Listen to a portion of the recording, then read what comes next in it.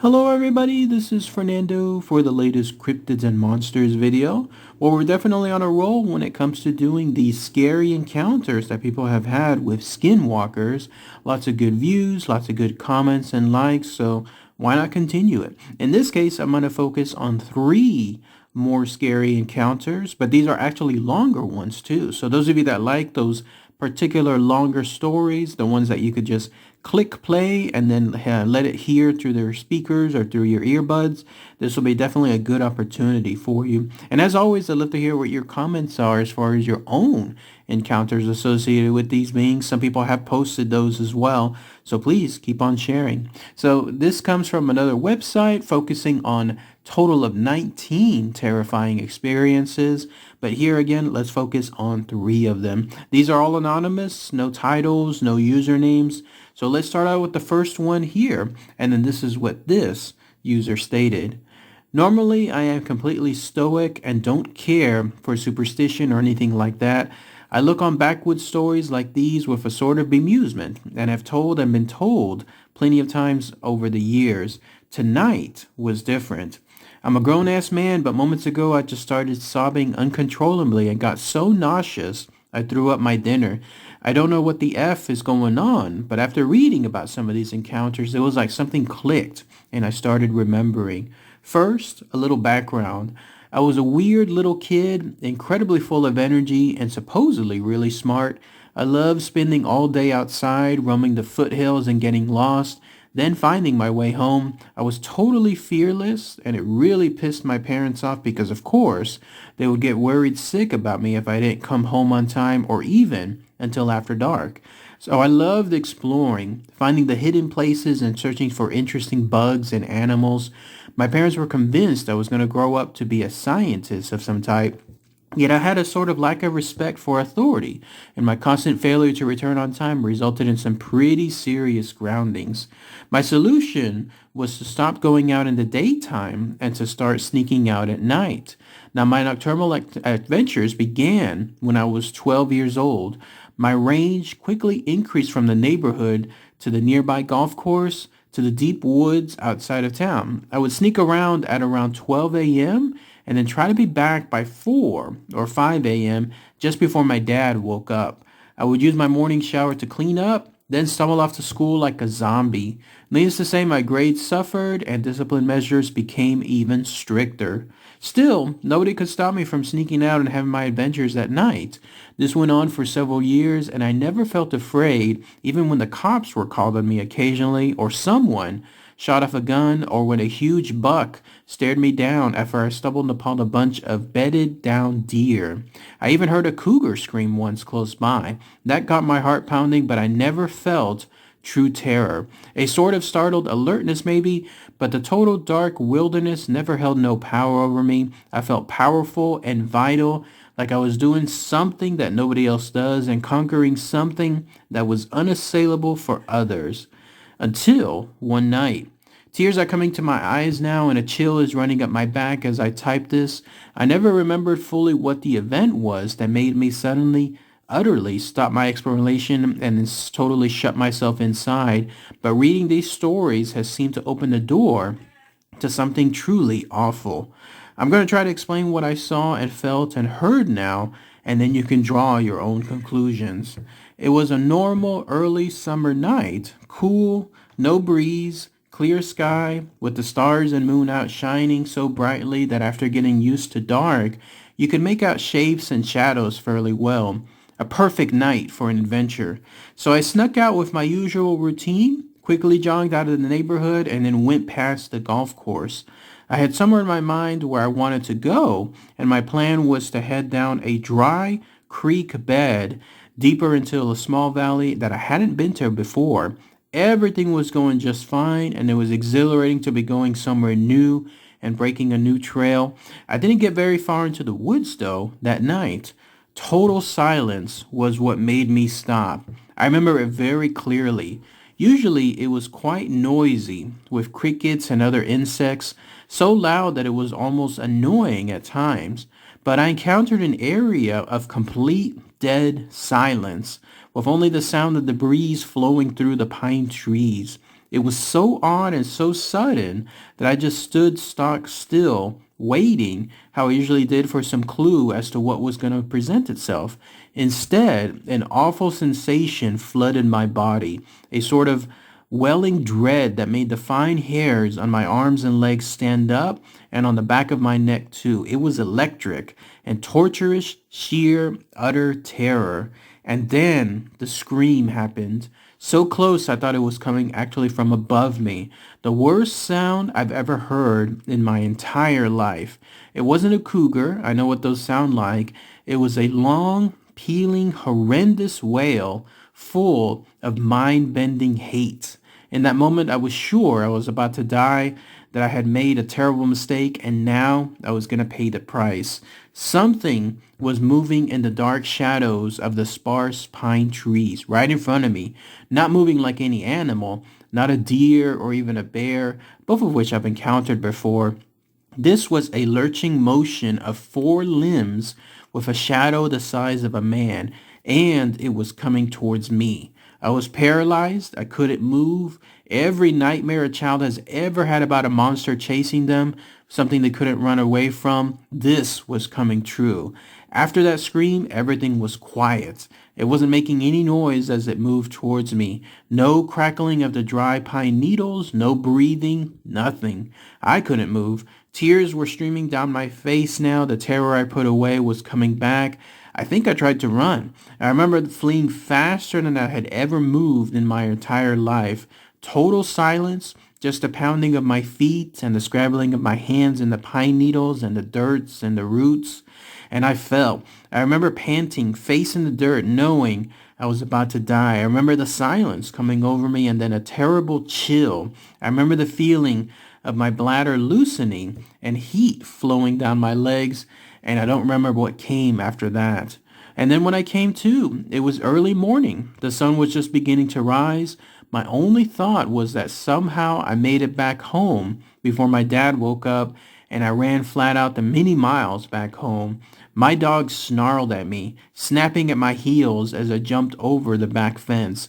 It was so confusing because we were the best of friends since I was pretty much the only one around to play with them. I had larger worries though because my dad was now up.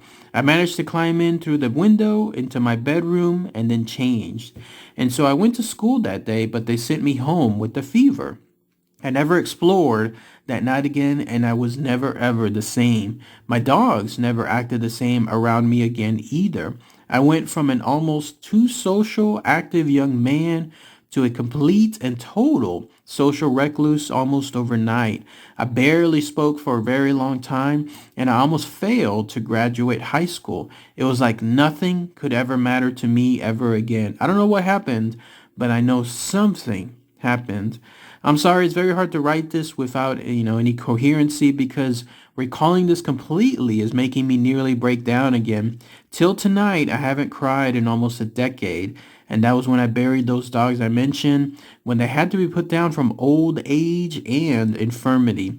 I don't know what the F is going on, but I feel like this was important to share. And then that's it. That's everything that this user stated as far as their very detailed encounter. Lots of stuff to talk about. Here again, we're dealing with another area involving a remote backwoods, as this user called it. And once again, it's in the dead of night. He was someone actually that I could relate to a lot. I'm definitely a night owl. I'm definitely somebody that enjoys more staying up late, like in this case, going 10 o'clock to 2 o'clock. It's a different world whenever it's night. It's like everything is there, but it's off, like it's suddenly everything is abandoned. And I could totally relate with this guy, or as he was a kid back then, being out there in the middle of the night in places that normally would be, as he described, full of energy and vibrance. But here, though, it's the middle of the night and it's much, much different. Great time to be able to be exploring all those types of areas, too, as he loved to do. Obviously, though, on this night, that's when he had that fateful encounter with something. Unfortunately, because of his circumstances, there just wasn't much in terms of descriptions. I mean, here you had something that looked like a man, but had a very unusual walk, and it was coming straight towards him. But it was creepy enough to essentially make everything else dead silence. I know that feeling too. I've been in certain areas, especially whenever there's supposed to be a lot of noise, like insects and crickets, and then all of a sudden they shut up. Like all of a sudden it is dead. The closest I've had that happen was over there at Camp Ford in Tyler, Texas, where all of a sudden I'm by myself, definitely 100% by myself, nobody around me. The insects are just chirping as is, and then they stop. It's almost as if something suddenly made its presence known, and then they're no longer there. So whatever this thing was, that was the shadow of the size of a man, in his case, the scream that this thing did, he's associated with a skinwalker. Also, I have no clue why his dogs would be thinking that they wanted to suddenly snap at him. That was interesting too. Somebody might want to post a comment on that too. I think it may tie into another story I mentioned in a past video, how skinwalkers like to leave evidence on people, maybe like a skin or a scale or something. And I'm wondering if that's what happened in this case. When he fell into unconsciousness there in the forest, I wanted to Skinwalker place something on him, and then that way when he came back home, his dogs were going berserk because of that. Like they knew something was up, and obviously he's stating that he changed his entire demeanor afterward. So that could be something there too, but love to hear what your thoughts are. Now, the next story is this one. This is what this user posted. This is a true story, so it may be a little dull. I grew up in a town on the Gulf of Mexico. Our neighborhood was next to a huge field, and on the other side of the field was the Gulf itself. Not extremely relevant, but just for setting purposes. My childhood home was laid out where my bedroom and my parents' bedroom were on opposite sides of the living room, which is where the front door was. I normally stayed up late, much later than my parents. They didn't mind much as I didn't get into much trouble just playing video games all night. And so I had fallen asleep playing Super Mario RPG on the SNES mid-battle and all when I woke up to my dad calling me into the living room. And so I got up, walked out of my room, and every light in the house was off.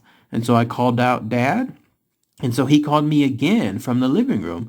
I don't recall the exact verbiage used, but he called me by that name, and then he was calling me to go over to him. Now, the living room was completely empty, with not a single light on. I stood there, my eyes peering around the room, which was dimly lit from a nearby street light that was seeping to the blinds. And so I called out to my dad again. And again, he calls out to me. This time, though, his voice came from beyond the front door, and in retrospect, of course, something was wrong. But as a young boy being called into the middle of the night by their father's voice, first thing I thought was that he obviously needed my help for some reason. And so I approached the front door slowly, very slowly, partially out of confusion, partially out of grogginess. And as I approached, my dad called to me again, and then again, and then again. Each call beckoned in a friendly but now urgent tone.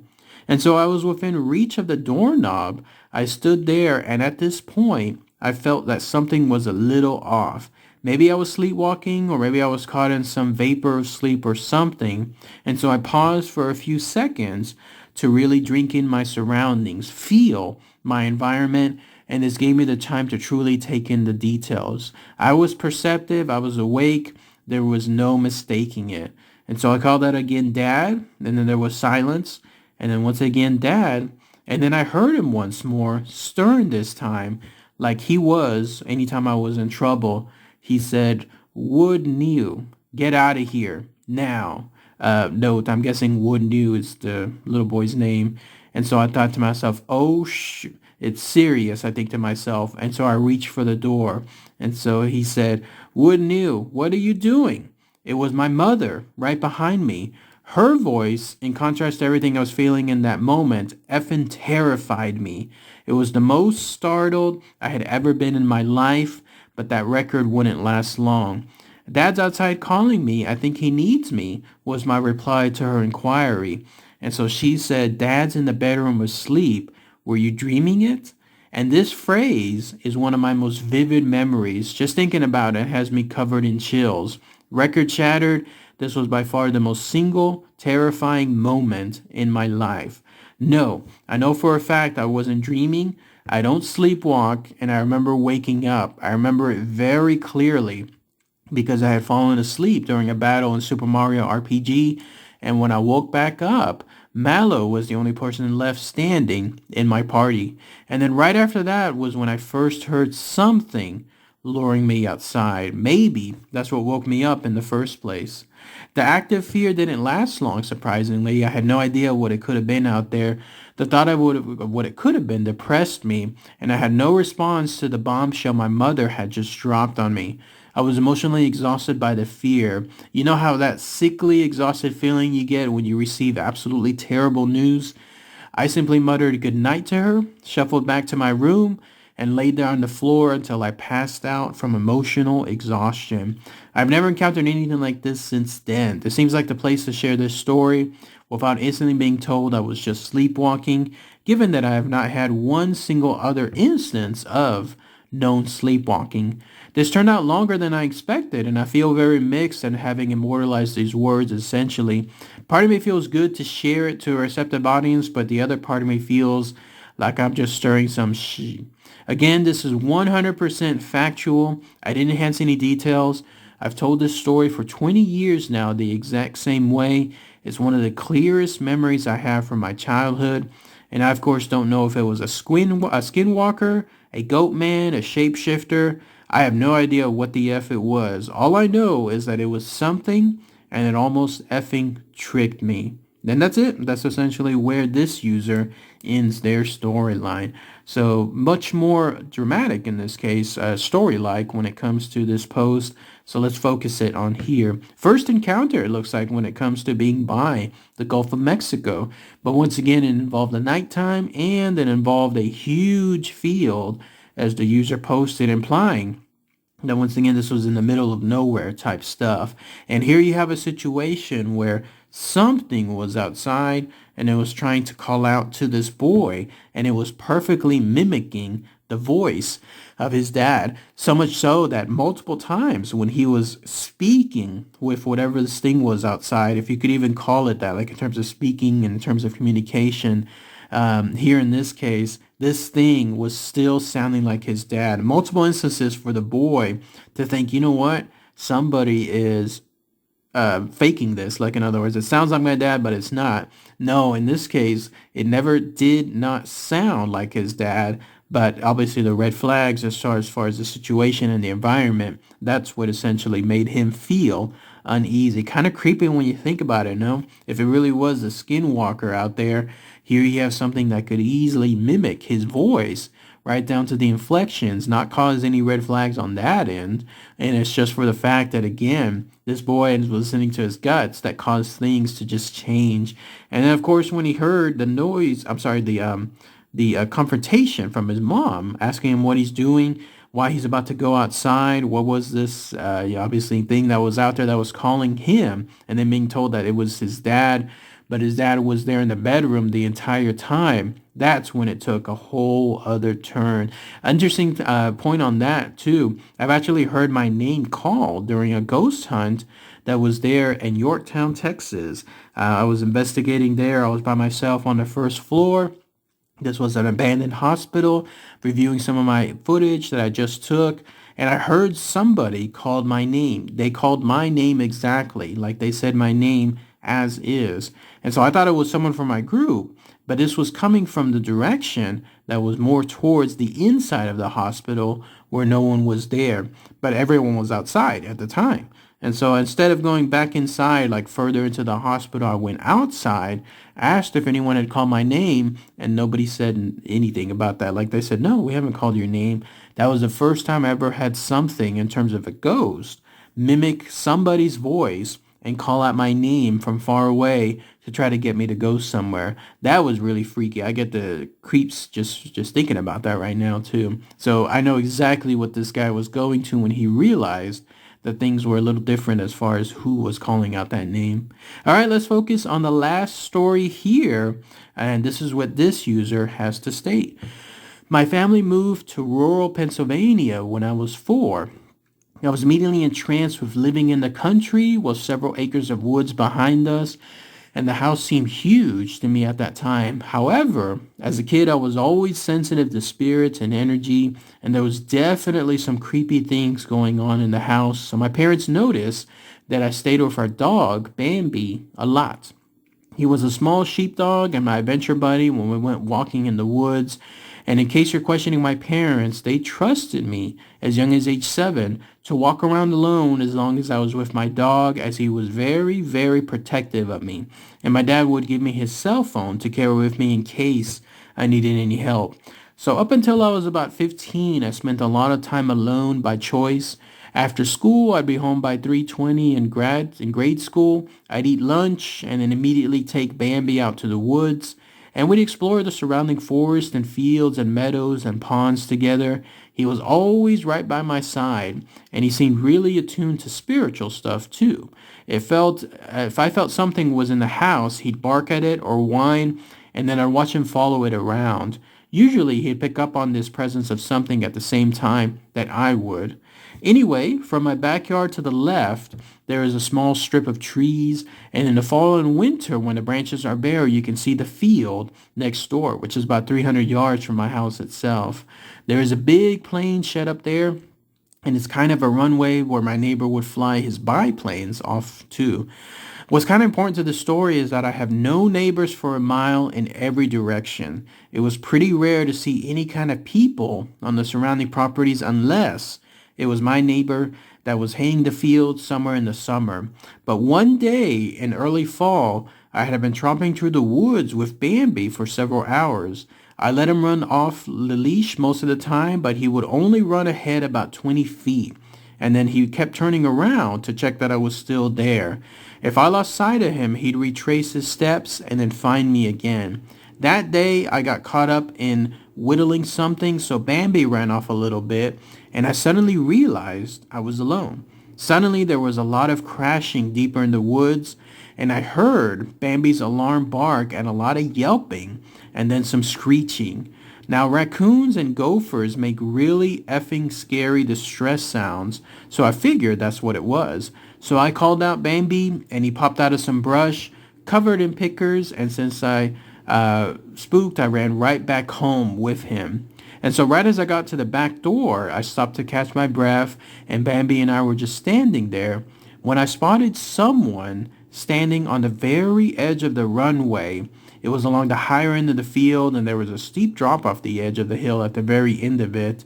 They didn't appear to be wearing anything distinctive, but even in the dusk, I could see that they appeared completely black, or everything about them was very shadowy and dark. This is the part that gives me shivers now. They were standing facing off the runway, and then I saw them hunch over and then slowly raise their head and then yell, "Bambi," like in the same high voice I would use to call him. They had the same vocal inflection as me too, but it sounded like they were trying really, really hard to sound like me.